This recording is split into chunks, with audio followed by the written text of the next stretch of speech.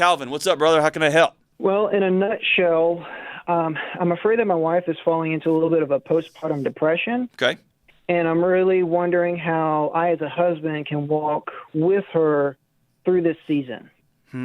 So tell me what's going on. She does have a history of depression. We've been working through this since really it was 2017, 2018. Okay. We've been blessed with 3 beautiful kids. The first one dates all the way back to 2015. In the summer, he actually was delivered at 36 weeks through an emergency C-section. Okay. We had some medical issues there, and so that was a very quick. We had to get him out, but he's been fine. Our second came a very quick 18 months later. He was born... You kind of chuckled there as though you don't know how that happened. All right, well, you know. All right, so you have 18 months later, then the next kid. Right. Then the next kid came in, and she was literally born the week before Christmas. Okay. So this was December of 16. We bring a new baby home. Everyone's excited. Everyone's down for the holidays. And then here it comes January. Everyone's left. I have to go back to work. And now here she is going into January and February with 2 little kids in her lap. Like, okay, well, now what? Right. So lots of exhaustion there. And then it just kind of spiraled downhill from there over the next couple of years. And then lots of just sleeping through the day and other issues like that. Right. It's going into 2019. She actually contacted her OB that spring, and they actually gave her an anxiety medication prescription, which helped. It did help. But then that summer, we actually went and saw a therapist. I went with her for the first one, and she continued afterwards for a couple sessions. We came out of that with a couple tools in our belt, and we were progressing. We made good headway on it.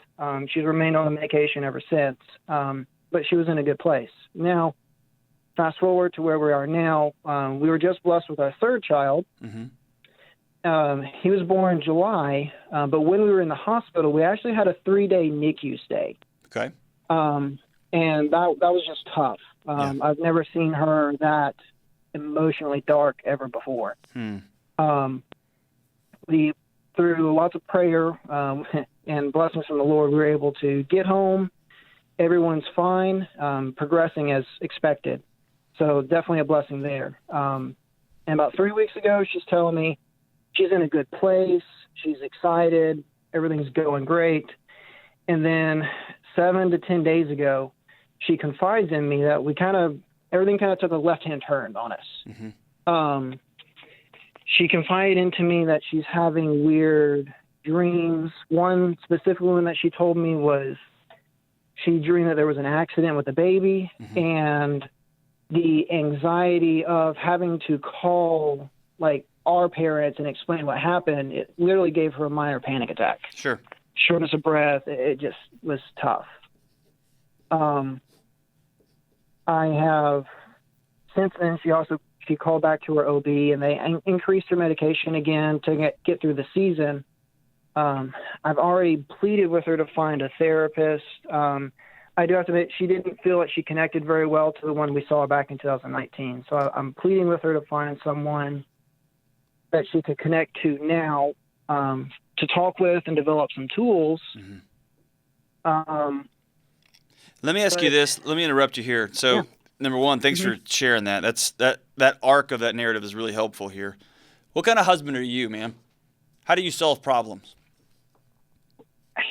I'm a fixer. If a truck is broke, I can find the part. I can fix it. I can. So you can't see this, but on my notes here I'm holding up, I wrote down problem solver.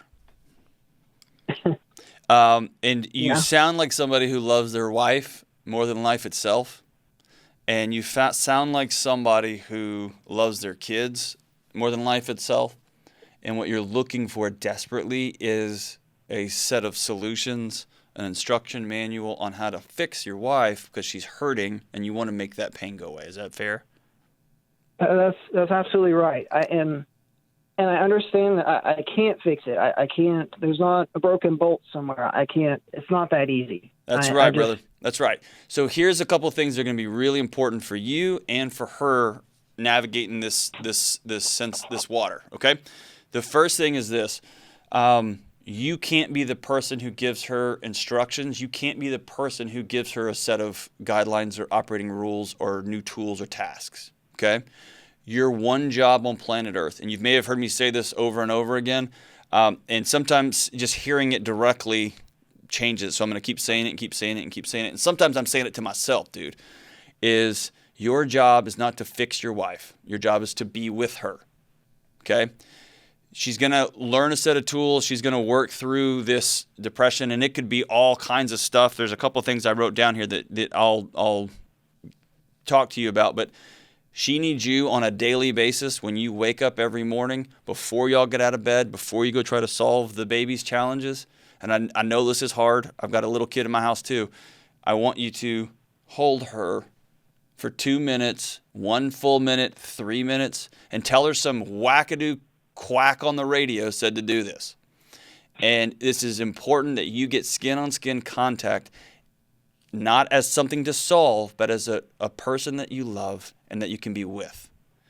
And then before you get out of bed, I want you to look her directly in both of her eyes and say, how can I love you today? How was last night? And if she says, I had these really intrusive thoughts, I had these really hard dreams, I want you to say, that sucks and I hate that. You're a great mom and I love you. Don't say, well, remember last time and have you checked in? Have you made this call? Don't do that. She knows to make the calls. She knows that things aren't super right. She just needs somebody to be with her and to listen, okay? And so I want you to replay that 3 or 4 times a day. How can I keep loving you today? How can I love you today? And at the end of the day, I want you to hold both of her hands and look her in the eye and say, how did today go? How was today? And most of the time, if somebody's in the throes of this postpartum hell, it's not going to go great. And your default setting when your wife says I'm hurting is to think, who is the dude's nose I need to go break? And what you're going to have to do is look her in the eye and say, that sucks and I hate that. I want you to know that I love you and you're a great mom. And that's that. Okay? So, and it's going to be a spiritual discipline. It's going to be a spiritual practice for you to stop giving advice, to stop trying to fix her, and just learn to slowly be with her. Okay? If she's got a history of depression, so if she had struggled with depression, so I'm backing out a little bit. She struggled with depression before kid number 1. Did she have that in her teenage years or during college, that kind of stuff? Not that I'm aware of. Okay. I was with her through college, but I didn't really see the tendencies. It really didn't start coming in, become super prevalent until the 2018 timeframe. So I'm speaking into something that I can't experience because I'm a guy. But I've read about this and I've heard it anecdotally from important women in my life. When you are raced off to an emergency C-section, there is this notion that my body failed, that my body didn't work the way it was supposed to. Women who struggle with infertility challenges, there's this existential crisis that goes deep into your core, into their core, which is, I was put here on earth for one thing, and my body's not doing that one thing. And often guys can't understand the depth of that trauma, how much that weighs on somebody. And so getting rushed to the hospital and having to be saved by doctors by having a baby cut out of you, there's something that sits in your soul that says, my body is supposed to do one thing, and it didn't do it. And that can really wreak havoc on folks. The second thing is after emergency C-sections, you get all kinds of hormonal and biological responses that I don't say aren't normal because C-sections have become normal, but it's playing whack-a-mole with hormones and with body chemicals and stuff. So calling an OBGYN, making sure she's connected with her doctor is critical and important. And getting connected with a therapist that's going to help. Being on meds forever, I don't think that's a great solution. So you've got to find someone who can help with hormone re-regulation, who can help with diet, all those kind of things. And again, it goes back to something that you mentioned that's magic, is finding somebody that you trust, that she feels comfortable with, that she can feel like she can be in a relationship with.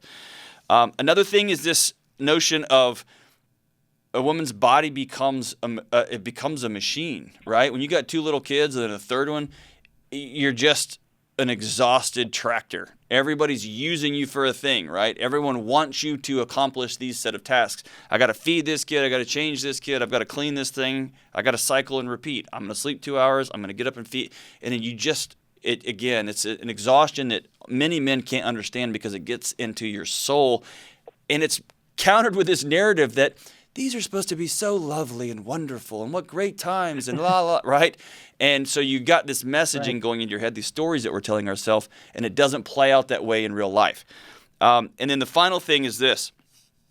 I can't put my head in the heart of a woman who's been through heavy postpartum, who struggled with this, whose body didn't work the way that they had drawn it up, the way that the stories had been told it was going to work with an emergency C-section, and all of a sudden your baby's born, baby number 3, you've been down this road, and then you've got this emergency NICU stay.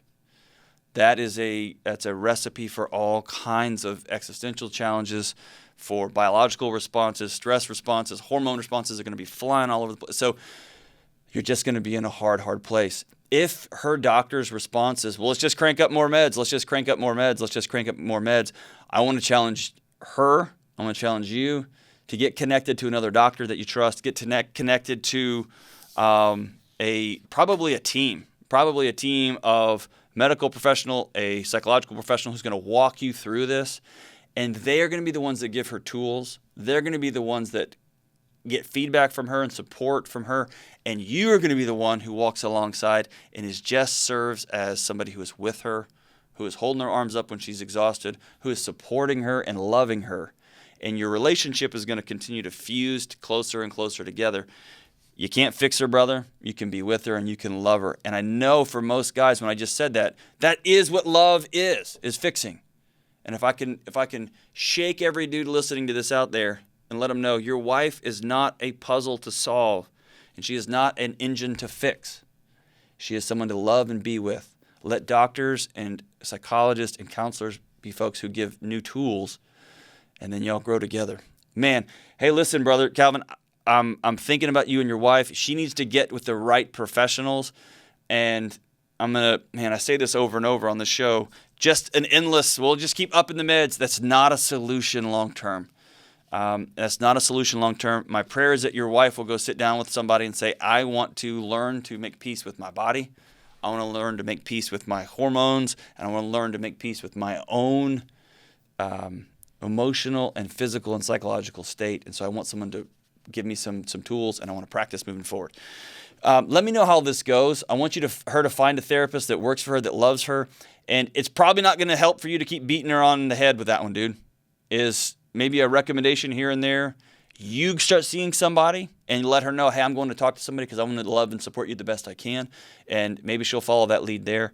And I hope she's going to get with folks who can walk alongside her, professionals. So thanks, brother, for the call.